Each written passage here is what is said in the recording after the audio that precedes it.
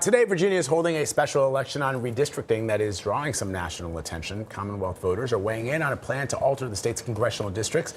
The redrawn maps would favor Democrats by a 10-1 margin, which amounts to a net pickup of as many as 4 House seats. If approved, the new maps would be in place until the 2030 election. CBS News Executive Director of Elections and Surveys, Anthony Salvanto, joins us now. All right, so this is really interesting.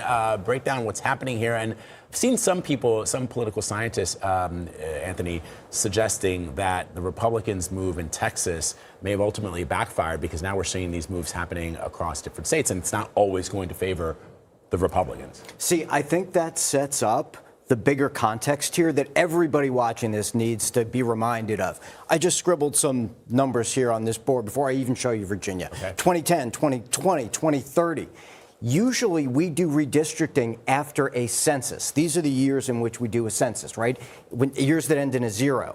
It is unusual to be having redistricting battles in the middle of a decade. So what you described, what Republicans did in Texas, and then what Californians did voting for their initiative in maybe that'll gain for the Democrats. All of that is the context for this. This is unusual. Now, we get to Virginia where they're, yes, considering this referenda.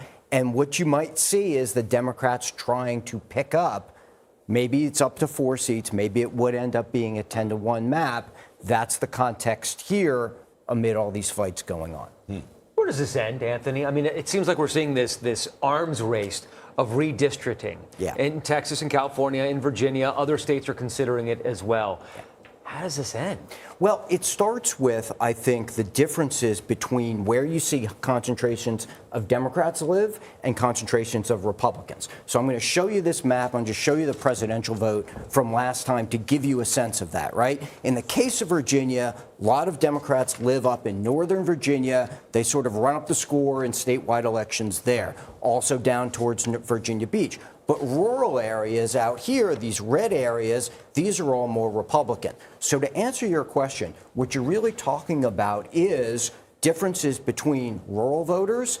Maybe they don't always want to be put into districts along with voters in urban areas and suburban cities. That's the kind of dynamic that's playing out. Where it ends is ultimately not just about balance of power in the next House, but also about the kinds of districts and the kinds of folks they represent, that urban-rural balance, as well as different demographic balances in all of those districts. So the president weighed in this morning asking Virginians to vote no to save the country. The question for me is, I mean, there's been attention on this race from both sides of the aisle, obviously, but does the president, outside of his hardcore base, does he still have the ability to move the needle in key, whether it's a race or whether it's an initiative like this one? I think you're going to see the test of that in turnout today. Right now, we're thinking turnout might be 3.3, 3.4 million. That would be comparable to the governor's race last year, which, for context, is pretty big. Right? If you see that high turnout, that is an advantage for Democrats because they typically outnumber Republicans a little bit. But if that causes lost momentum because it sort of balanced out in Texas, California, all of that, then you see that turnout a little bit lower, then Republicans could keep this really close or even pull it out. All right, we'll be watching. I know you will as well, Anthony. Thank you very much.